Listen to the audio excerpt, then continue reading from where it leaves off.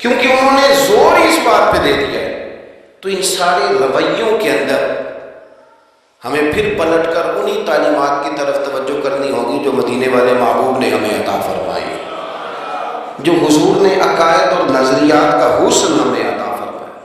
یہ میرا دور گھبرائے ہوئے لوگوں کا دور ہے، پریشان لوگوں کا دور ہے۔ ڈپریشن کے مریضوں کی تعداد 65% تک پہنچ گئی ہے۔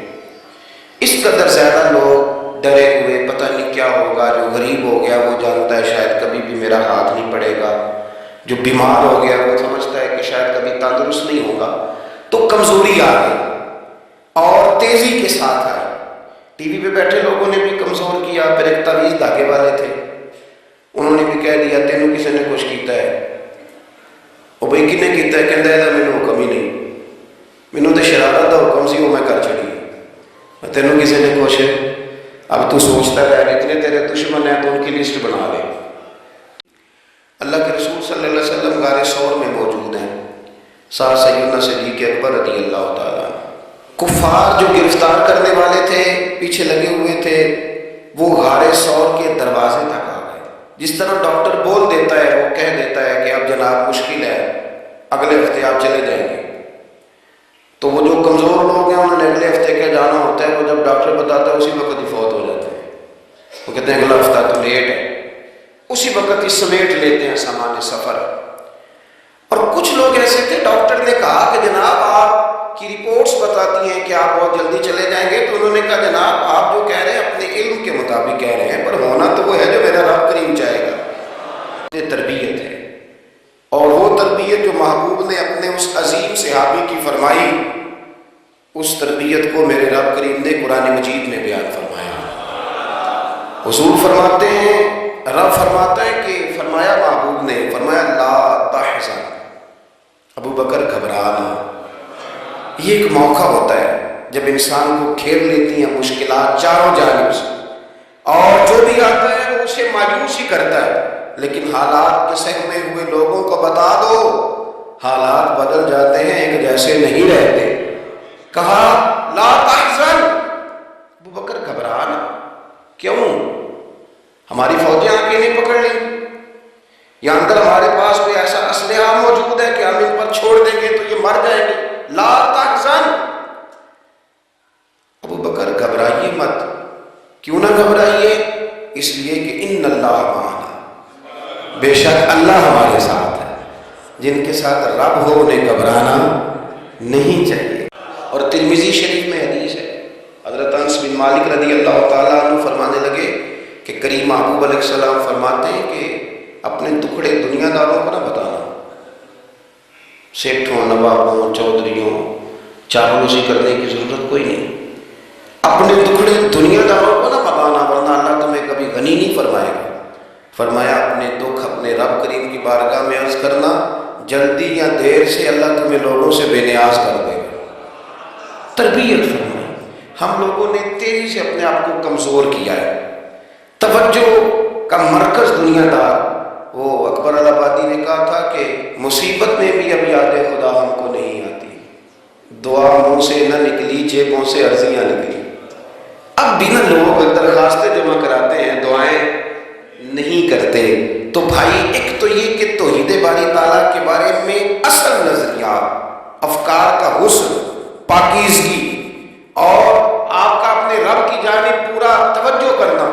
سرور کائنات علیہ السلام کے صاحبزادے جناب ابراہیم علیہ السلام وصال فرما گئے، اور کیفیت یہ تھی کہ انہوں نے حضور کی مقدس گود میں آخری سانس لیا۔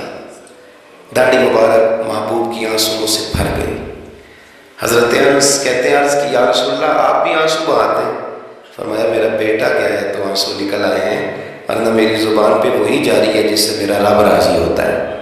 اسی دن نا، جس دن سرکار کے صاحبزادے کا وصال ہوا، اسی دن سورج کو گرہن ہو گیا۔ کچھ لوگوں نے بات جوڑ دی، کہنے لگے کہ آج چونکہ حضور سید عالم علیہ السلام کے صاحبزادے کا وصال ہو گیا تو آج دیکھو سورج کو بھی گرہن ہو گیا۔ بات جوڑ دی، غم کی کیفیت تھی، سرکار کی مقدس داڑھی آنسوؤں سے بھری ہوئی تھی، حالات کا تقاضا اور اس کی سمت کچھ اور تھی۔ حضور نے جمعے کا انتظار نہیں فرمایا، فرمایا بلاؤ لوگوں کو مسجد میں. لوگ جمع ہو گئے اور صحابہ فرماتے ہیں ہمارے خیال میں یہ تھا کہ یہ موقع نہیں تھا. آج نہ جہاد کے لیے حکم آنا ہے، کس مقصد کے لیے حضور نے طلب فرمایا، لیکن جب ہم گئے اتنا ضروری کام ہے نظریات کا صاف ہونا. اللہ کے محبوب نے لوگوں کو اسی دن بلا کے فرمایا لوگوں سنو، سورج اور چاند کو جب گرہن لگے تو استغفار پڑھا کرو، تسبیحات کیا کرو، نوافل ادا کیا کرو، اللہ کے حضور حاضر ہوا کرو. فرمایا یہ سورج اور چاند کو جب گرہن لگے تو یہ اللہ کی نشانیوں میں سے نشانی ہوتا ہے. کسی بندے کے دنیا سے جانے کا اس کے ساتھ کوئی تعلق نہیں. تم نے اپنے ذہن کو ٹھیک رکھنا، افکار کو ٹھیک رکھنا، کسی بھی قسم کی تم نے اوہام پرستی کا شکار نہیں، مضبوط رہے.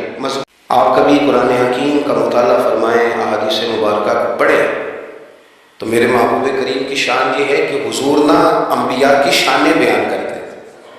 حضرت موسیٰ کلیم اللہ ہیں، کس نے ہمیں بتایا؟ قرآن و حدیث نے بتایا. شانیں بیان کی نبیوں کی، عظمتیں بیان کی.